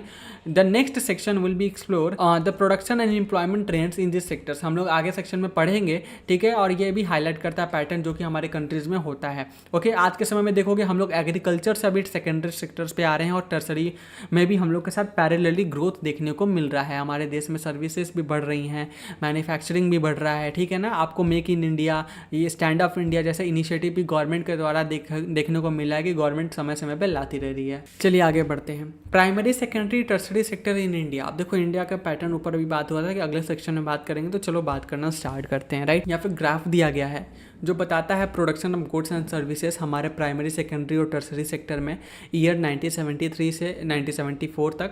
Okay, 2013-14 का। अब ये 2 साल यहाँ पे क्यों लिखा, काफ़ी बच्चों को हो सकता नहीं समझ में आए। देखो हम लोग फाइनेंशियल ईयर को लेते हैं, फाइनेंशियल ईयर को कंसिडर करेंगे। फाइनेंशियल ईयर क्या होता है, 1 अप्रैल से ठीक है 31 मार्च तक होता है। तो यहाँ पे देखोगे ना कि एक तुम्हारे दूसरे साल में, पिछला साल में पड़ेगा, दूसरा जो एंडिंग जो है फाइनेंशियल ईयर का वो अगले साल में पड़ता है। मतलब कि अगर 1 अप्रैल हमारा 1973 से स्टार्ट हुआ था, फाइनेंशियल ईयर को हम लोग काउंट करते हैं, तो वो तुम्हारे 31 मार्च 74 तक जाएगा, 1974 तक जाएगा ये। ठीक है ना, तो इसी वजह से यहाँ पे 2 साल को यहाँ पे लिया गया। तो कंफ्यूज प्लीज मत करना इन चीज़ों पे। आगे बात करते हैं, with the tertiary sector experiencing the most substantial increase. हमारे देखोगे हमारे देश में टर्सरी सेक्टर बहुत तेजी से इंक्रीज कर रहा है। रीजन में कि लोगों के पास ना उतना पैसा है नहीं कि वो बहुत बड़ी इंडस्ट्रीज को लगाए, तो वो क्या करते हैं, उनके पास ले देखिए कोर्सेज बचता है, पढ़ाई बचता है, जहाँ पे वो पढ़ाई करते हैं। आप डॉक्टर बनते हो, आप इंजीनियर बनते हो, आप सीए करते हो, तो आप किसी कंपनी में जाकर जॉब करते हो, या फिर आप खुद का सर्विस सेक्टर स्टार्ट करते हो। बेसिकली आप सर्विस देना स्टार्ट करते हो, जॉब करते हो, तो वहाँ पे क्या होता है, टर्सरी सेक्टर इसलिए बहुत ज़्यादा सब्सटेंशियल ग्रोथ दे करके आता है। By 2013-14 the tertiary sector emerge as the largest producing sectors in India. देखोगे हमारे देश में जो टर्सरी सेक्टर है वो लार्जेस्ट प्रोड्यूसर बन के उभरा है, जो कि सरपास करता है प्राइमरी सेक्टर को और मैन्युफैक्चरिंग सेक्टर को भी। ठीक है, अभी भी देखोगे हमारे देश में अक्सर तुम न्यूज़ सुनते होगे कि यार मोदी जी बाहर गए मिलने के लिए, या फिर कोई कंपनी है जो इंडिया में आकर के, रिसेंटली देख लो एप्पल बोल रही है कि हमारे देश में अब मैकबुक वगैरह, आईपैड वगैरह की भी मैन्युफैक्चरिंग स्टार्ट करेगी। तो यहाँ पे क्या होता है, ये मैन्युफैक्चरिंग जो सेकेंडरी सेक्टर में आता है वो अभी इमर्ज हो रहा है, लेकिन टर्सरी हो चुका है, काफ़ी तेज़ी से हो रहा है। जैसे ओला देख लो, जोमेटो देख लो, स्विगी देख लो, क्या है, सर्विसेज वाली कंपनी है। ठीक है, आप मीशो देख लो, इंडियन कंपनी है, आप इतने सारे एग्जांपल्स दे सकते हो जो कि तुमको गुड्स प्रोवाइड कराती हैं मेजरली। तो ये क्या है तुम्हारे सेकेंड, जो कि तुमको सर्विसेज प्रोवाइड कराती है स्पेसिफिकली, और ये तुम्हारे क्या है, टर्सरी सेक्टर के अंदर में आते हैं। आगे बात करते हैं, क्वेश्चन आपके सामने What does the comparison between 1973 और 74 एंड 2013-14 सो क्या दिखाता है और क्या कंक्लूजन हमारे सामने लाता है इस कंपैरिजन से? चलो इस चीज़ को समझते हैं। देखो यहाँ पे पहले हम लोग ग्राफ को देखेंगे, फिर हम लोग समझेंगे। ये रहा आपका सामने ग्राफ। यहाँ पे जीडीपी दिखाया गया है कंट्री का, जो कि यहाँ पे ऊपर अभी एक्सप्लेन करा गया है, ठीक है ना। एम्प्लॉयमेंट ट्रेंड, अनएम्प्लॉयमेंट ट्रेंड्स वगैरह के बारे में बताया गया है। Rising income levels, new services, department of agriculture and industries, basic services, इन चीज़ों के बारे में बताया। मैं ग्राफ से डायरेक्ट आपको समझाने की कोशिश करता हूँ, ठीक है। चलिए समझते हैं ग्राफ। आई होप आपको सब कुछ दिख रहा है। एनसीईआरटी का ग्राफ है, कुछ भी चेंज नहीं करा है मैंने, ठीक है। मेरा कोशिश ही है कि एनसीईआरटी बेस्ड पढ़ाऊँ, ठीक है। आगे बात करते हैं, ध्यान दो। देखोगे यहाँ पे हमारे सामने दिया गया है साल 1973 और साल दिया गया है 2013-14। सॉरी, मैंने 1973 से 2014 तक को ऊपर मैंने बोला है, ऐसा नहीं है, बल्कि 1973 और 2013 ये बेसिकली 2 साल को कन्वर्ट किया गया, ना कि इन दोनों के बीच के सारे सालों को कंपेयर किया गया। बेसिकली यहाँ पे क्या किया गया, ये साल और इस साल को कंपैरिजन किया जा रहा है। तो इस चीज़ को थोड़ा मैं क्लैरिफाई कर देता हूँ। ऊपर मुझसे गलती हो गई, मैंने 1973 से लेकर के 2013-14 तक बोल दिया था, जो कि सही नहीं है, ठीक है। आगे बढ़ते हैं, इस चीज़ को समझते हैं। देखो 1973 में हमारे देश में देखोगे कि प्राइमरी, देखो ब्लू रंग से दिखाया है, थोड़ा ये ऑरेंज या रेड कलर जो है सेकेंडरी कलर में आता है, सॉरी सेकेंडरी सेक्टर में आता है। वहीं टर्सरी तुम्हारा ग्रीन कलर में है। तो यहाँ पे देखोगे हमारे यहाँ मेजॉरिटी जो एरिया है वो तुम्हारा प्राइमरी देख रहा था, मैन्युफैक्चरिंग बहुत कम था, और टर्सरी उस समय भी था, क्योंकि लोग कहीं ना कहीं जॉब तो करते थे ना, तो टर्सरी था वहाँ पे, ओके। लेकिन समय के साथ क्या हुआ, 2013-14 का ग्राफ देखोगे तो हमारा प्राइमरी देखो यहाँ से बढ़ के यहाँ तक गया। यानी कल जो तुम कह सकते हो 5 लाख से थोड़ा सा ऊपर, यानी 7 लाख के आसपास जो था, अब वो बढ़ करके 9 लाख के आसपास तक गया, ठीक है ना। वहीं तुम देखोगे मैन्युफैक्चरिंग जो था वो तुम्हारा यहाँ से देखो बढ़ के इतना तक पहुँचा भाई साहब, ठीक है ना। और टर्सरी देखो कितना बड़ा जंप लेकर के आया है, क्योंकि लोगों के पास आज़ादी के बाद, देखो समझो हिस्ट्री से इसका ताल्लुकात आप जोड़ सकते हैं। जब हमारा देश आज़ाद हुआ ना, तो उस समय क्या था कि हमारे देश के पास पैसा नहीं था। आज भी देखोगे बहुत सारे लोअर मिडिल क्लास फैमिली है, जैसे मैं भी एक लोअर मिडिल क्लास फैमिली से ही बिलोंग करता हूँ। यहाँ पे आपके सामने ले दे के यही बचा है कि आपके पापा के पास करोड़ों नहीं है, ठीक है। आपके पास बहुत बड़ा इंडस्ट्री लगाने का पैसा नहीं है, आप क्या करोगे? नहीं, चलिए अच्छी पढ़ाई करो, आपके पास ले दे के यही है, ठीक है। आपको ये जितना जल्दी ये रियलाइज हो जाए उतना बढ़िया होगा। इंडिया में 90% जो लोग हैं बहुत ज़्यादा अमीर नहीं हैं, ओके। तो यहाँ पे आपको क्या करना होगा, आपको अच्छे से पढ़ाई करना पड़ता है। बेस्ट से बेस्ट कॉलेज के लिए आप पढ़ाई करते हो, इसलिए आप जेई की प्रिपरेशन करते हो, आप नीट की प्रिपरेशन करते हो, आप सीए करते हो, आप सीएस करते हो, एमबीए करते हो, ठीक है। तो आप बेस्ट ऑफ द बेस्ट करने की कोशिश करते हो, एजुकेशन क्वालिफिकेशन लेने की कोशिश करते हो, जिससे आपको एक बेटर जॉब मिल पाए। अब बेटर जॉब मिल पाएगा तो आप अपने मम्मी पापा, अपने फैमिली का ध्यान रख पाओगे। और हमारे सोसाइटी इस तरीके से थोड़ी स्ट्रक्चर्ड है कि एक बच्चा जब 10th देता है तो उसको तुरंत करियर अपॉर्चुनिटी उसके सामने दिखाई जाती है कि भाई साइंस, कॉमर्स, आर्ट्स क्या लेना है डिसाइड करो। उसके बाद अकॉर्डिंगली आप डिसाइड करते हो, फिर आगे आप पढ़ाई करते हो, फिर कुछ ना कुछ एंट्रेंस आपको देना ही है। आप देते हो एंट्रेंस, फिर अच्छी यूनिवर्सिटीज़ में जाते हो, या फिर जो भी पढ़ाई करते हो, फिर उसके बाद आप क्या करते हो, आपको जॉब लेना होता है। जॉब की लड़ाई अलग होती है। फिर जॉब मिलते क्या होता है, फिर फैमिली वाले को सब कुछ सेटल करते हो, थोड़ा बहुत सांस ले ही रहे होते, तब तक फैमिली बोलते हैं भाई शादी कर ले, ठीक है, एज हो रही है तेरी, तो फिर शादी करा देते हैं। फिर शादी के बाद आप बच्चे, फैमिली, फिर आप फिर वही रैट रेस में लग जाते हो। एक बुक है, मैं रिकमेंड करता हूँ, rich dad and poor dad, आप उसको जरूर पढ़िएगा। आपको इंडियन सोसाइटी दिखाई देगा कि हम लोग 2024 में जी रहे हैं, लेकिन मानसिक रूप से हम लोग 1967 में जी रहे हैं। अमेरिका 1967 में 1970s में वैसा सोचा करता था, वहाँ के लोग सोचा करते थे, वहाँ के लोग ऐसे सोचा करते थे, जो कि आज हम लोग 2024 में वैसा सोच रहे हैं। रीज़न बिंग यही है कि वेस्टर्न कंट्रीज हमसे क्यों आगे और हम लोग आज भी पीछे हैं, ठीक है। खैर ये मजबूरी भी है कि भाई पैसा नहीं है हमारे पास, तो हमें जॉब करना है। लेकिन हाँ, वो जॉब से फिर पैसा इकट्ठा होता है, तो फिर बंदा आप खुद का स्टार्टअप करे, बिजनेस करे, या जो भी करे। लेकिन वो बहुत ही कम ही बंदे कर पाते हैं, क्योंकि उनको पता है कि भाई आज हम अब रिस्क लेंगे तो फिर मेरी फैमिली पीछे खड़ी है कि भाई तुम इतना अच्छा जॉब छोड़ रहे हो, ठीक है। तो ये बहुत पंगे होते हैं, तो ऐसा बात है। फिर शेयर ऑफ सेक्टर्स देखो, यहाँ पे शेयर ऑफ सेक्टर्स कैसे बढ़ता गया। यहाँ पे देखोगे सेकेंडरी कैसा है, प्राइमरी कितना है, सेकेंडरी टर्सरी कितना है, ठीक है। लेकिन यहाँ पे देखो टर्सरी को कितना ज़्यादा चमका रहा है, ठीक है। मैन्युफैक्चरिंग में देखो बढ़ गया, सेकेंडरी जो तुम्हारा है, ओके। एंड एग्रीकल्चर देखोगे काफ़ी कम हो गया। क्यों? एग्रीकल्चर कम होने का कारण क्या था, समझो। एग्रीकल्चर का कम होने का कारण ये भी है कि लोग गांव में क्या करते थे, एग्रीकल्चर रिलेटेड कामों को करते थे, जहाँ पे बहुत ज़्यादा बेसिक ह्यूमन नेसेसिटीज़ की जो चीज़ें होती हैं वो तक अवेलेबल नहीं थी, जो कि आप क्लास 9 में पढ़ रहे हुए हो इकोनॉमिक्स में, ठीक है। जहाँ पे लोग बहुत ही ज़्यादा गरीबी में, बहुत ही ज़्यादा मजबूरी में अपनी लाइफ को व्यतीत कर रहे थे। अब दिक्कत क्या हुआ कि जैसे जैसे शहर बढ़ना चालू हुआ हमारे देश में, जैसे जैसे अर्बनाइजेशन स्टार्ट हुआ, लोगों को लगा कि नहीं हमें शहर जाना चाहिए, वहाँ पे जाकर के हमारे पास बेटर करियर अपॉर्चुनिटी आती है। हायर स्टडीज़ करना है तो शहर जाओ, अच्छी इलाज चाहिए शहर जाओ, आपको अच्छी लाइफ चाहिए शहर जाओ, जॉब चाहिए शहर जाओ, बिजनेस करना है शहर जाओ। तो लोगों ने क्या किया, गाँव छोड़ छोड़ के, अपने विलेजेस को छोड़ छोड़ के शहर में आना स्टार्ट कर दिया। उन लोगों ने शहर में ही अपना बसना स्टार्ट कर दिया। अब क्या होता था, शहर में तो आप खेती कर नहीं सकते और खेती करने के मूड में भी नहीं आए हो, क्योंकि आपका फोकस यहाँ पैसा कमाना। तो क्या, जब गांव से लोग हट करके शहर में आएंगे और शहर में मैन्युफैक्चरिंग सेक्टर को ज्वाइन कर रहे हैं, टर्सरी सेक्टर को ज्वाइन कर रहे हैं, तो धीरे धीरे क्या हो रहा है कि जो गाँव में एग्रीकल्चर सेक्टर है वो क्या होगा, धीरे धीरे कम होगा। जो प्राइमरी सेक्टर है उस पर इंपैक्ट उसका दिखाई देगा, और यही कारण है कि आज आपको प्राइमरी सेक्टर काफ़ी हद तक श्रिंक होते हुए दिखाई दे रहा है। ओके, आप देखोगे 1977 से 78 में, ये फाइनेंशियल ईयर में देखोगे प्राइमरी सेक्टर कितना ज़्यादा था, और 2017-18 में देखोगे प्राइमरी सेक्टर कितना कम हो चुका है। ठीक है, यहाँ पे दिखाता है कि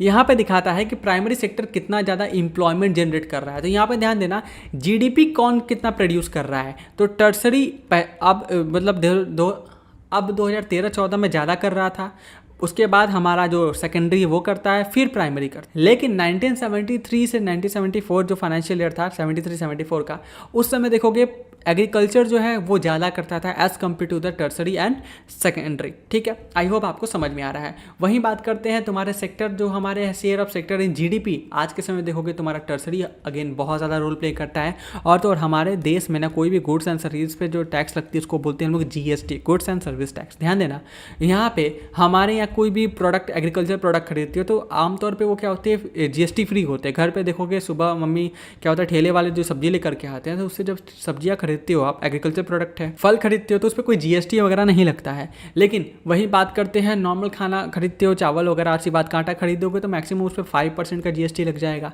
ठीक है, लेकिन जब आप मैन्युफैक्चर्ड प्रोडक्ट परचेस करते हो, जैसे लैपटॉप, फोन वगैरह वगैरह, तो इस पर 12% का जीएसटी लगता है। कपड़े ले लो, 12% का जीएसटी लगता है। लेकिन जब तुम सर्विस खरीदते हो तो उस पर हाईएस्ट जीएसटी लगता है, वो है 18%। अगेन 28% लग्जरी प्रोडक्ट्स पे लगता है, बट हर एक सर्विस सेक्टर पे 18% का जीएसटी लगता है। मतलब कि जो 100 रुपये में आप डेटा रिचार्ज करवा सकते हो, वो जीएसटी के कारण आपको 118 रुपये में पड़ता है। ठीक है, एक तरीके से तो गवर्नमेंट आपको दबा के लूटती है। गवर्नमेंट बोलती है हम लोग स्टूडेंट का सोचते हैं डिजिटल इंडिया बनाएंगे, और रिचार्ज पे 18% का जीएसटी लगा देती है। आपको लगता है कोचिंग वाले हमको लूट रहे हैं, बेचारे कोचिंग के सर्विसेज पर 18% का जीएसटी लगा हुआ है, कोचिंग वाले भी क्या करें। ठीक है, तो इस तरीके से दिक्कत है। 18% GST is a good amount यार। अगर मुझे किसी बच्चे से 10,000 रुपीज़ चार्ज करने हैं साल के, तो मुझे उस पर 1800 रुपये जीएसटी अलग से लगाना पड़ेगा, जिससे उस बच्चे को लगेगा कि वो 11,800 पे कर रहा है, जो कि जेन्युइन बात है। लेकिन मुझे तो 10,000 ही मिल रहा है, जिसमें से मुझे अपने स्टाफ्स को सैलरी देनी है, बच्चे को नोट्स देना है, बच्चे के टेस्ट कंडक्ट करवानी है, साल भर क्लासेस करना है, क्लास बच्चे को प्रोवाइड करे तो उसमें इलेक्ट्रिसिटी का चार्जेस, रेंट का चार्जेस, हर एक चीज़ आ रहा है। और गवर्नमेंट बोलेगी ला रे बाबा मेरा पैसा दे, 1800 लेके उड़ जाएगी। अब बच्चे को लेगा, देखो 1800 भी लेगा, ये भी लेगा। अब उस बच्चे को कौन समझाए कि भाई 1800 मेरे नाम पे नहीं था, ये 10,000 में ही उल्टा मेरे को कुछ नहीं मिल रहा है, 18,000 मेरे पास क्या आएगा, 1800 रुपये मेरे पास कहाँ से आएगा। ठीक है, वो तो गवर्नमेंट ले गई। तो एक तरीके से है, तो भाई क्या बोले, गवर्नमेंट ऐसी ही चलती है। तो आई होप आपको समझ में आए, कंपैरिजन से आपको चीज़ें समझ में आएंगी। इस चार्ट को देखो अच्छे से, और क्या करना, ऊपर का जो भी लाइन लिखा हुआ पढ़ लेना। अब कैसे पढ़ेंगे सर, ये बुक ही मेरे पास नहीं है। अरे एनसीईआरटी है, पढ़ो ना, वो बेस्ट है भाई, उससे ज़्यादा कोई ज़रूरत नहीं है। इस बुक को मैंने बनाने का मेरा एक ही कारण है, वो ये कि ये ईजी लैंग्वेज में है बस। और ये उनको मिलता है जो मैं स्पेसिफिकली एक्सक्लूसिव क्लास में ज्वाइन कर रखा था, उन बच्चों ने, उनको मिलता है। अगेन जिनको नहीं मिला है, चुपचाप एनसीईआरटी से पढ़ो, तुम्हारा काम हो जाएगा। तुम्हें कोई ज़रूरत नहीं इधर मुंह मारने की, ठीक है, तुम्हें कोई ज़रूरत नहीं है परेशान होने की। आगे बात करते हैं, how to create more employment. सवाल सबसे ज़्यादा इंपॉर्टेंट, जिससे आज हमारा देश भी जूझ रहा है कि लोगों के पास रोजगार नहीं है, काम नहीं है करने को, काम करते हैं तो बेचारों के पास सैलरी कम है। क्या करें हम लोग, किस तरीके से ज़्यादा रोजगार को जनरेट कर सकते हैं। तो इसका सबसे अच्छा तरीका है ज़्यादा से ज़्यादा बिजनेसेस को सेटअप किया जाए। बिजनेस जैसे जैसे सेटअप होंगे वैसे वैसे लोगों को जॉब मिलेगा। देखोगे एक कंपनी बनती है तो उसमें ना जाने हजारों लोग उसमें जॉब कर रहे होते हैं, हजारों लोग जॉब करते हैं, कई बार तो ये लाखों में होता है तादाद। क्योंकि एक कंपनी जब बनती है तो उसमें लोगों की ज़रूरत होती है, अलग अलग रोल चाहिए होते हैं लोगों को प्ले करे, ठीक है ना, अलग अलग काम की ज़रूरत होती है, जिससे हम लोग बहुत सारे लोगों को जॉब पर रखते हैं। तो एक तरीके से आप बिजनेस को सेटअप कीजिए, आप एग्रीकल्चर करने के लिए लोगों को फंड्स दीजिए, ठीक है, जिससे लोग एग्रीकल्चर में भी इंगेज हो, जिससे इंप्लॉयमेंट जनरेट हो, जिससे क्रॉप हमारे यहाँ जो होता है अच्छा प्रोडक्शन हो, जिससे हमारे पास खाने की भी जो रिक्वायरमेंट्स है वो भी पूरी होती रहे, क्योंकि खाना एक ऐसा चीज़ है जो हमारे रोज़मर्रा की बेसिक नेसेसिटीज़ है। खाना ही नहीं रहेगा तो हम लोग जी ही नहीं पाएंगे ना, तो खाना इंपॉर्टेंट है। तो ये सारी चीज़ें तो इसको चलो समझते हैं। To address the issue of the unemployment जो बेरोजगारी है, इससे डील करने के लिए हमें क्या करना पड़ेगा, अंडर द री employment various strategy can be adopt. हम लोग कुछ ऐसे स्ट्रैटेजीज है जिसको अडॉप्ट करके हम लोग बहुत ज़्यादा मतलब कुछ बोलते हैं ना अपॉर्चुनिटीज़ को क्रिएट कर सकते हैं। वो क्या क्या है, इंप्रूव कीजिए एग्रीकल्चर प्रोडक्टिविटी। ध्यान देना, इन्वेस्टमेंट कीजिए इरीगेशन फैसिलिटीज़ में, वेल्स बनाइए, डैम्स बनाइए, कैनाल्स बनाइए। कल के लेक्चर में मैंने आपको बताया है कि कैनाल का क्या रोल प्ले होता है, ठीक है ना। आपने नहीं देखा तो प्लीज़ जाकर के देखो।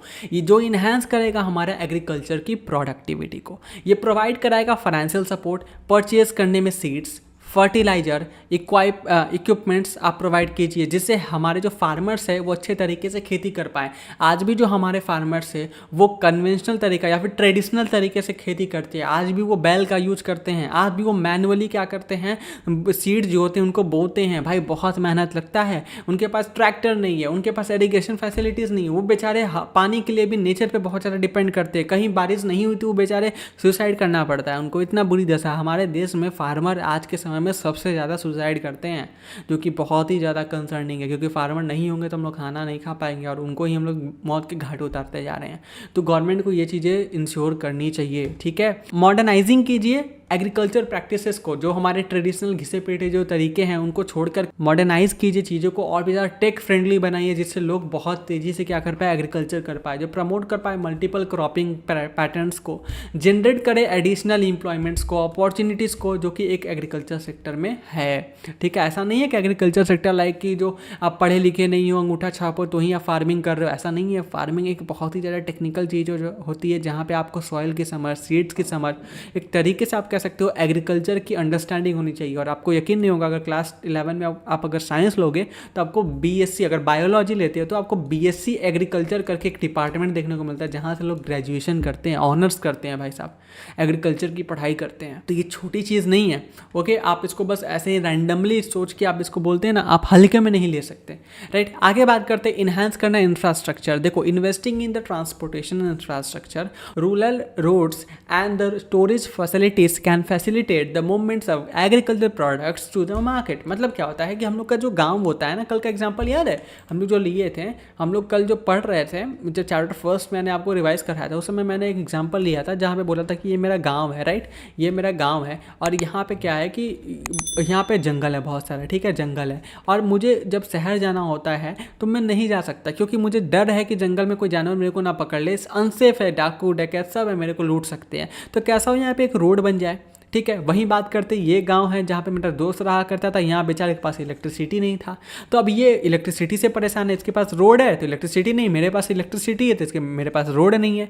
तो कैसा हो कि यहाँ पे रोड बन जाए, यहाँ पे इलेक्ट्रिसिटी बन जाए। वहीं तीसरा गाँव है जहाँ पे आप रहते हो, वहाँ पे बीच में नदी है जिसमें बहुत सारे मगरमच्छ रहते हैं, और यहाँ पे पुल ही नहीं है। पुल नहीं है तो भाई आप सिटी में आ ही नहीं पाओगे, तो यहाँ पे पुल बन जाए अच्छा सा, जैसे आप पुल से आप सिटी में आ पाओगे। तो कहीं ना कहीं ये चीज़ों को इन्हांस करना पड़ेगा, जिससे गाँव में रह रहे लोगों को ये फील ना हो कि वो लोगों से कटे हुए, शहर से कटे हुए, पिछड़ते जा रहे हैं। पिछड़ापन फील नहीं होना चाहिए।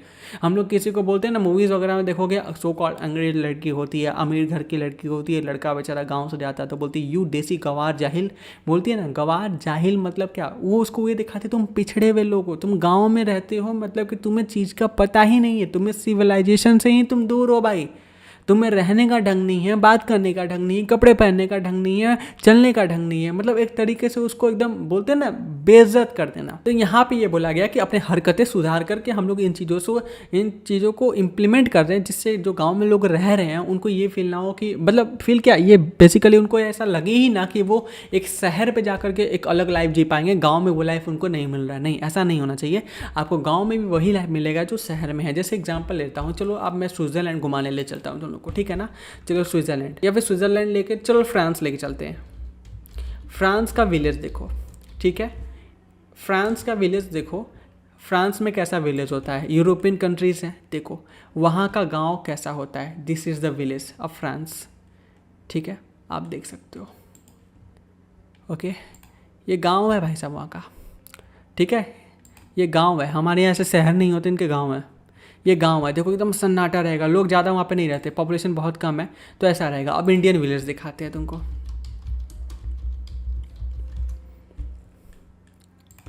इंडियन विलेज देखो आप, फ़र्क यहाँ पे देखो, इस गांव से भी अमीरी की तुमको खुशबू आएगी। दिस इज़ द गांव, ठीक है। और इंडियन की देख लो बेचारी क्या दशा है, यहाँ गरीबी आपको दिख रही है।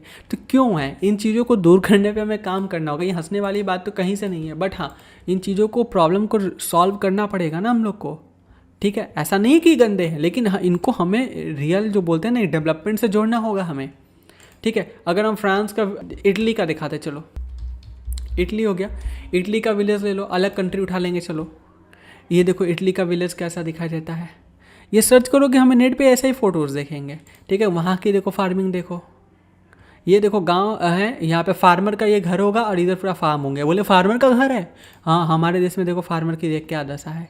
ये हमारे फार्मर्स ही हैं और कोई नहीं है। देखो मैल न्यूट्रिशन बेचारे, ठीक है, बहुत बुरी दशा में रहते हैं। तो कहीं ना कहीं हमें इस चीज़ को फिक्स करना पड़ेगा, इनके लिए वो चीज़ें देनी होगी जिससे इनको ये फील हो कि नहीं यार, मुझे गांव में ही रह के मज़ा आ रहा है, शहर नहीं जाना। इवन शहर के लोग गांव भागे, ठीक है।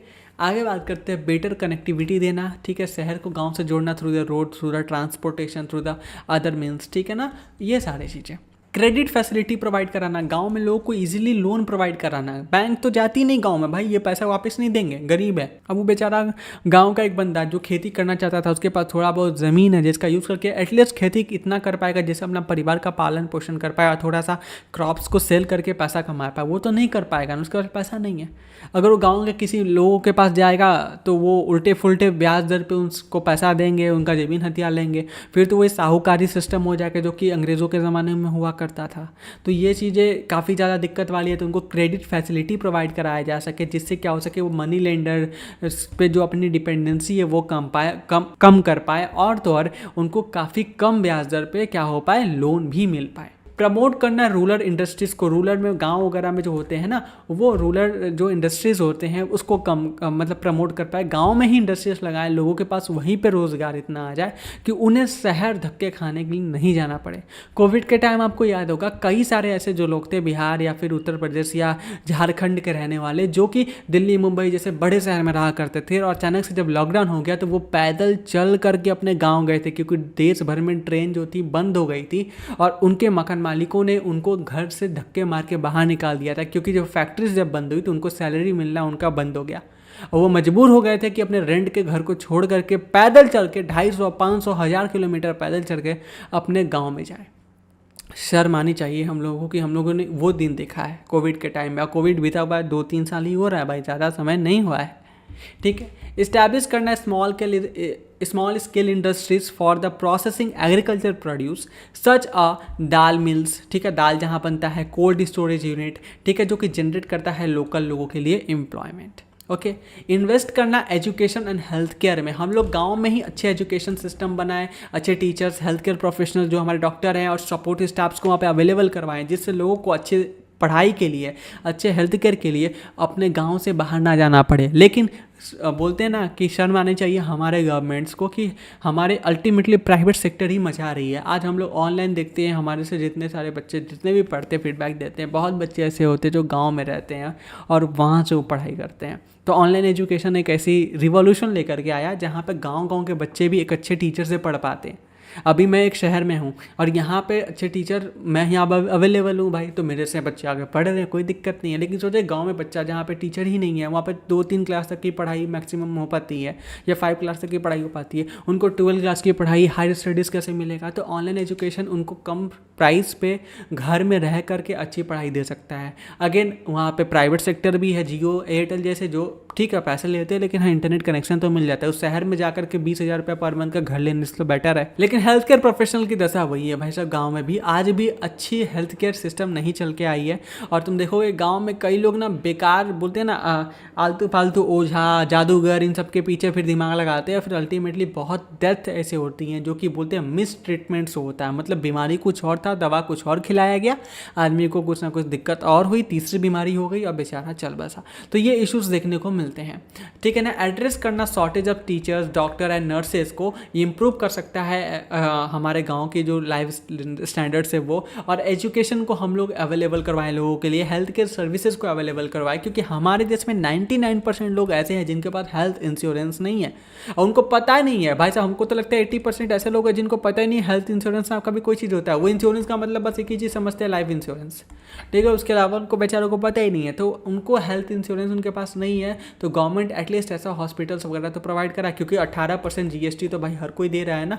अब बंदा महीने का 10,000 ही क्यों ना कमाए, अगर वो मोबाइल का रिचार्ज करा रहा है तो 18% जीएसटी दे रहा है। गवर्नमेंट तो ये नहीं बोल सकती कि वो टैक्स नहीं कैलकुलेट कर रही है।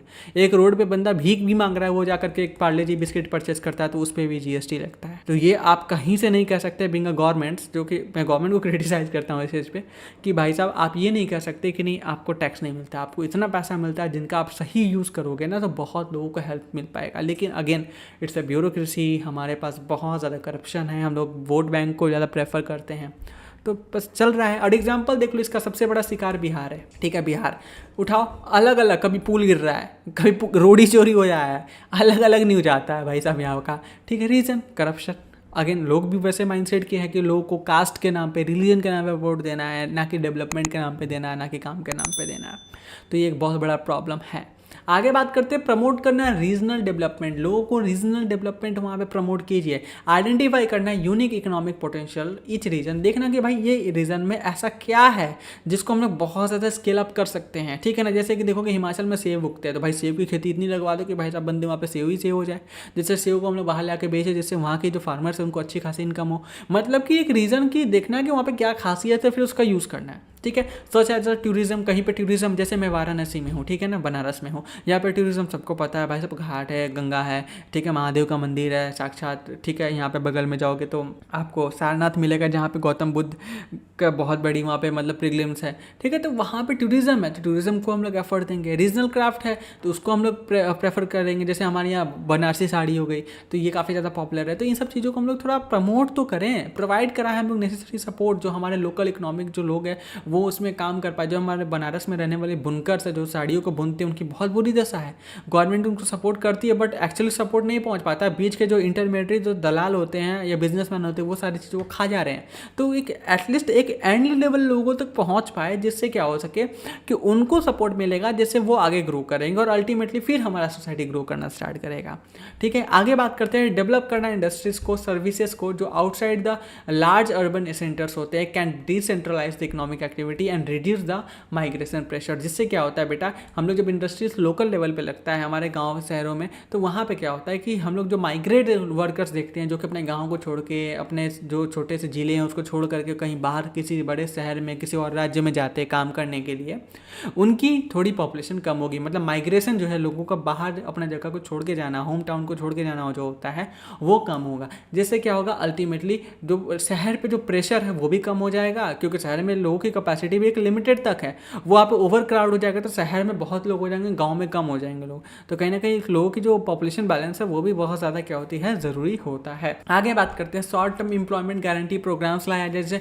बहुत सारे गवर्नमेंट ने, जैसे मनरेगा प्रोग्राम लाया गया था। ये क्या एक टेम्परेरी एम्प्लॉयमेंट अपॉर्चुनिटी रहता है रूरल वर्कर्स के लिए, जो कि तुम्हारे जो छोटे मोटे सीजन में काम करते हैं, जो खाली रहते हैं। मतलब क्या होता है कि वर्कर्स क्या होते हैं ना, जो गाँव के फार्मर्स होते हैं, वो साल के 6 महीने बिजी रहते हैं, जब हार्वेस्टिंग चलती है, सिंचाई चलती है, बुआई चलती है, उसमें बिजी रहते हैं।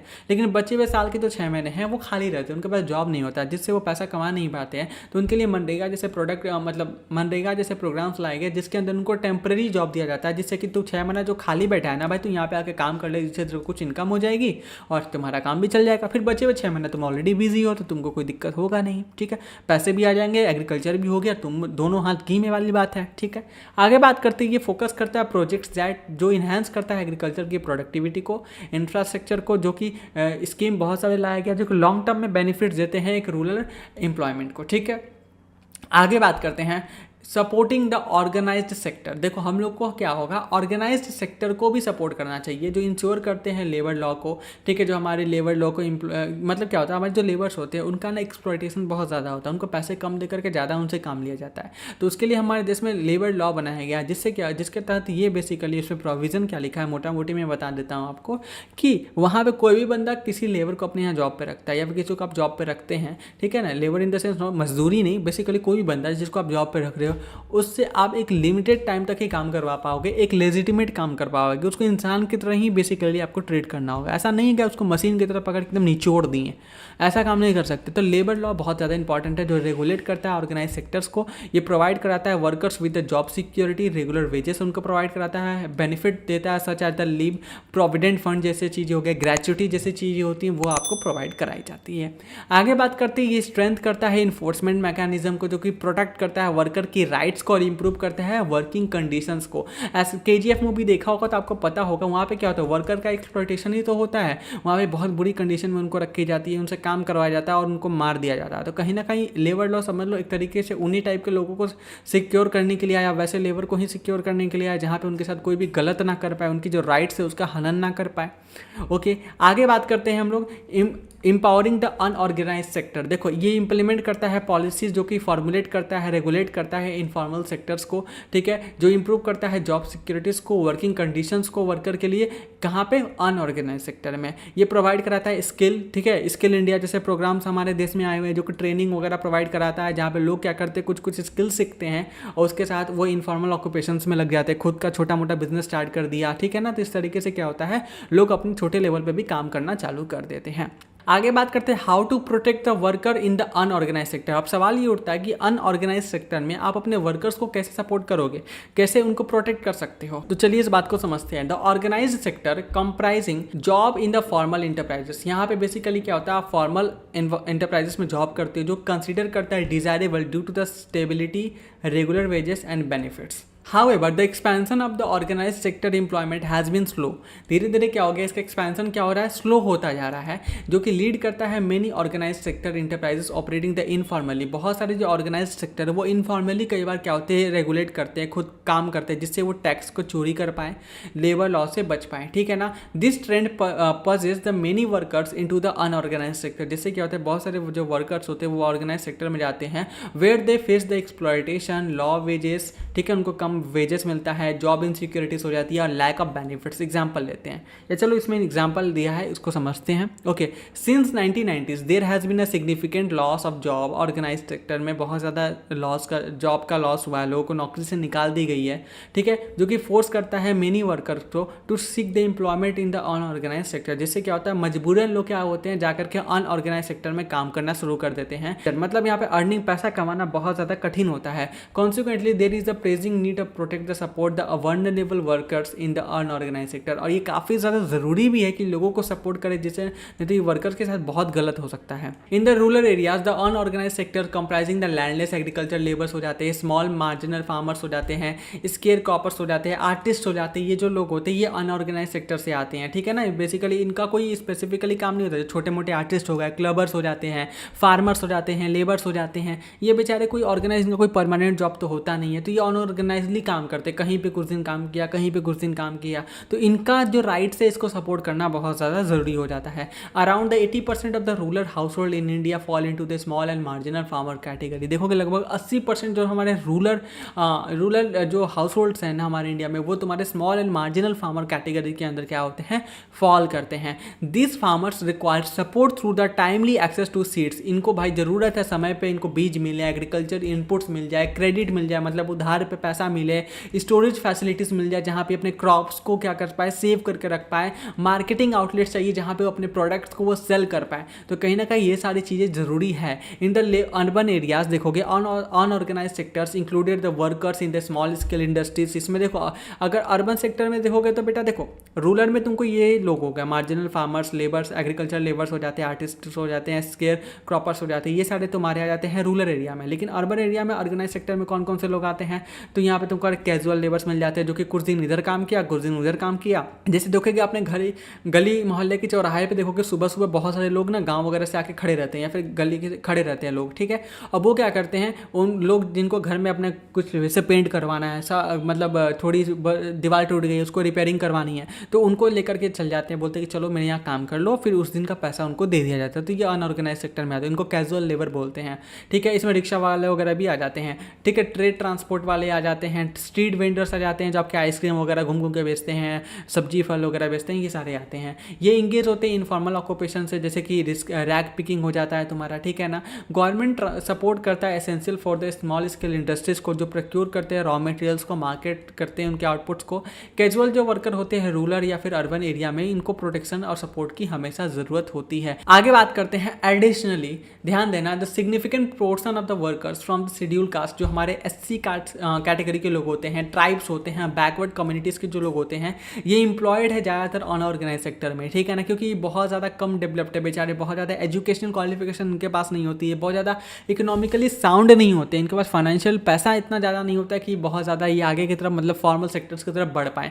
तो ये worker not only face the regular, these worker not only face irregular and low paid work but also face the experience social discrimination। इनको कम पैसा ही नहीं दिया जाता बल्कि इनके साथ बोलते हैं ना डिस्क्रिमिनेशन भी किया जाता है।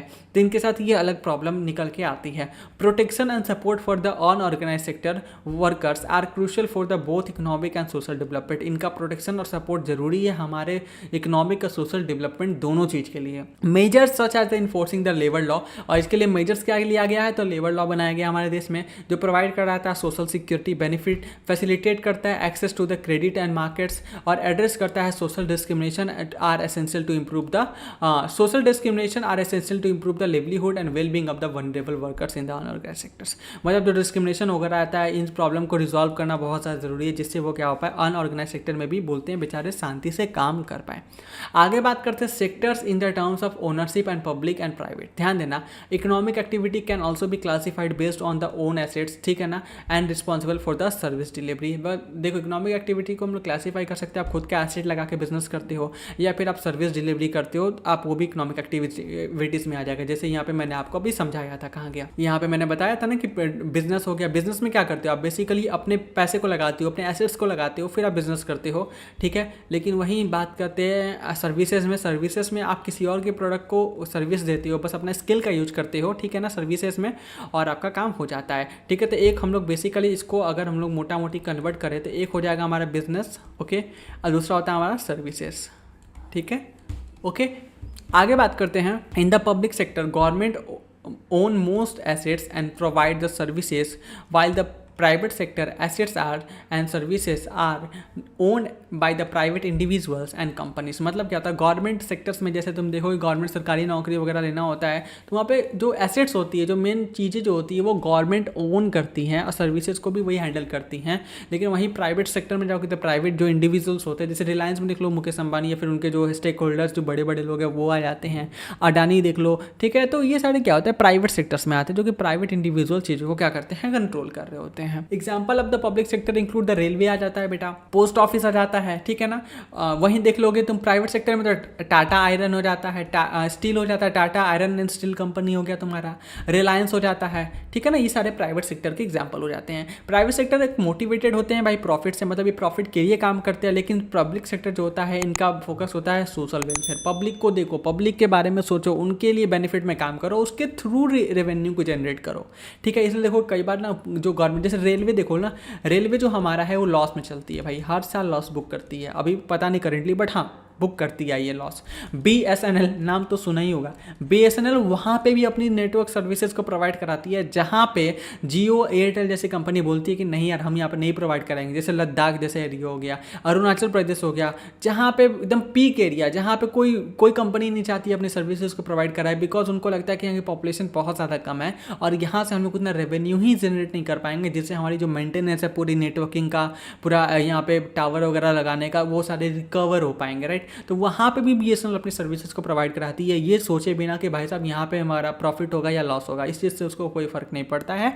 यहाँ पे फोकस बस इतना रहता है कि नहीं यार हमारे लोगों के पास इंटरनेट पहुँचे, चाहे वो चले ना वो अलग बात है, बट पहुँचे, राइट। आगे बात करते हैं, government undertakes the various spending activities funded by the taxes and other sources to meet the social needs and to needs that the private sector may not be adequately address. मतलब government क्या करती है, समय समय पे जो taxes लोगों से कलेक्ट करती है या फिर अदर तरीके से जो पैसे उनके पास आते हैं उनका यूज़ करके क्या करती है, वो लोगों के लिए कुछ ना कुछ करते रहते हैं समय समय पे, ठीक है ना, जो कि प्राइवेट सेक्टर नहीं कर पाते हैं आम लोगों के लिए। This need to be often These needs often require to significant financial investment and may not be feasible for the private entities due to the difficulty of the collecting fees from the users of the high cost involved, ठीक है ना। जैसे BSNL का example लिया, government क्या करती है, अपना पैसा लगा रही है, BSNL जो लॉस कर रहा है उस लॉस को कौन भरपाई कर रही है, गवर्नमेंट कर रही है, ठीक है ना। गवर्नमेंट बोल रही है कि नहीं BSNL तो सर्विस प्रोवाइड कराता रहे, इन लोगों को कोई फर्क नहीं पड़ता, तेरे को जितना लॉस होगा हम देखेंगे। लेकिन सोचो अगर जियो है, ये अगर प्रोवाइड कराता है ये सर्विस ना, तो इसको जो लॉस होगी तो उसको थोड़ी गवर्नमेंट आकर के रिकवर करके देगी, नहीं,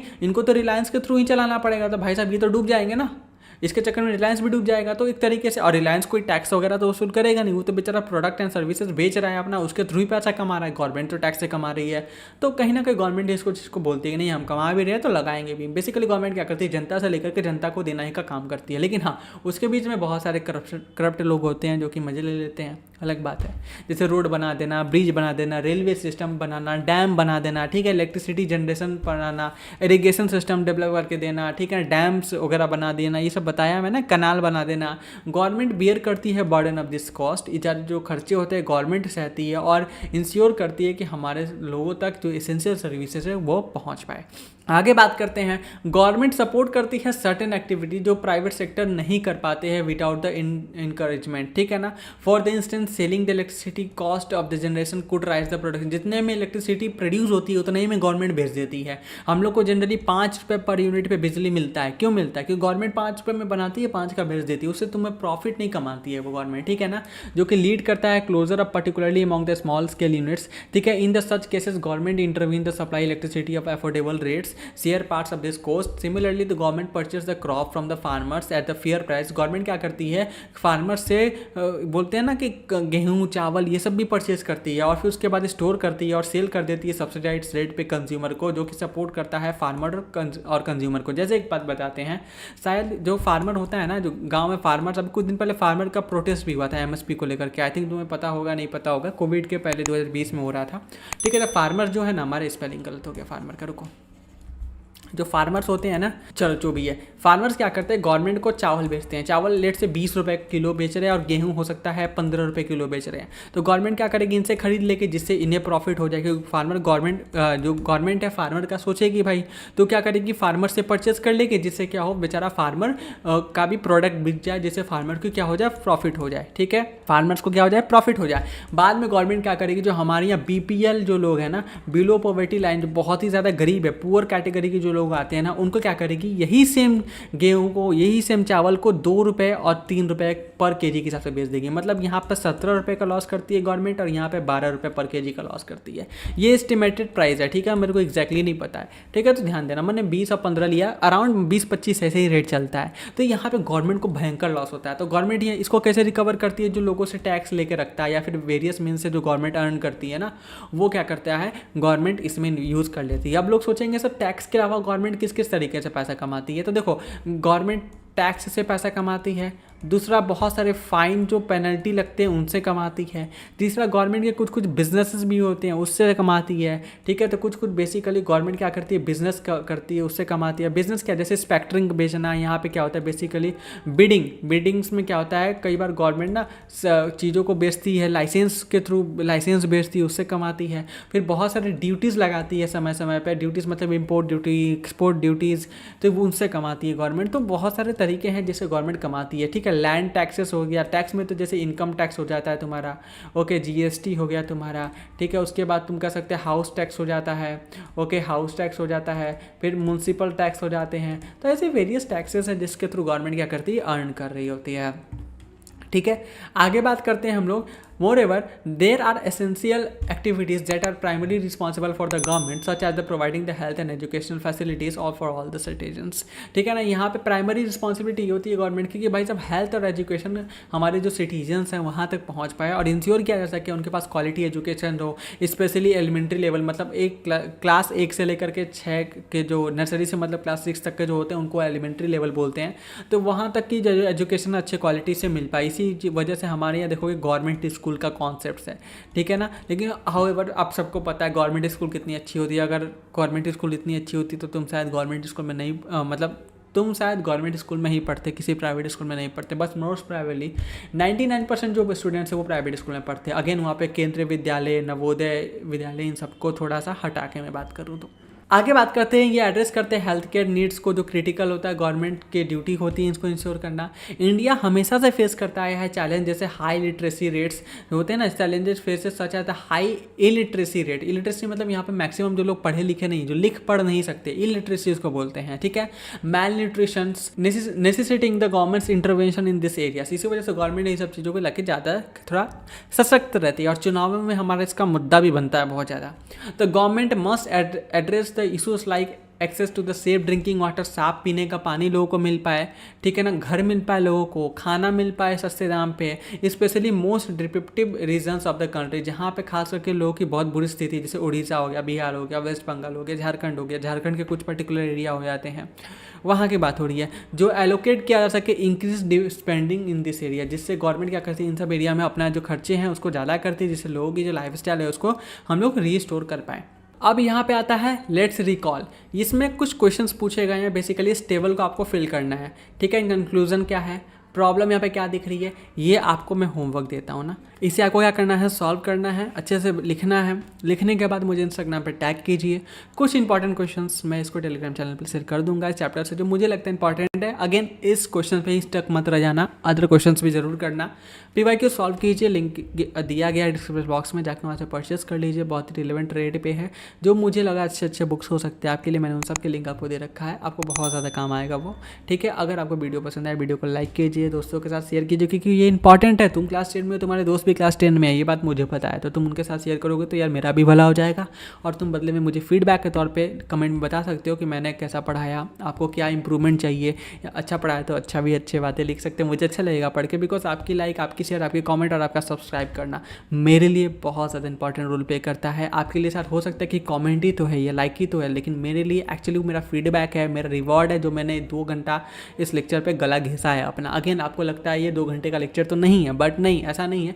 बीच में मुझे कई बार प्रॉब्लम्स, हर्डल्स फेस करने पड़ते हैं, लाइट कट जाता है कभी कभी, कुछ PC हैंग कर गया, कुछ बहुत सारे प्रॉब्लम्स होते हैं, तो अकॉर्डिंगली मैंने 2 घंटे के आसपास को समय दिया रिकॉर्ड करने में। अगेन जो भी कट के एडिट होकर के आपके सामने आएगा और रिजल्ट वो फाइनली होगा। मैं कोशिश करता हूँ हमेशा लेक्चर को छोटा से छोटा, स्क्रिप्ट से स्क्रिप्ट और डिटेल जितना हो सके उतना ही रखो, जितना हो सके उतना रखूँ। तो मैंने वो कोशिश को इस लेक्चर में भी जारी रखा है। मिलते हैं चैप्टर 3 में, बाय बाय।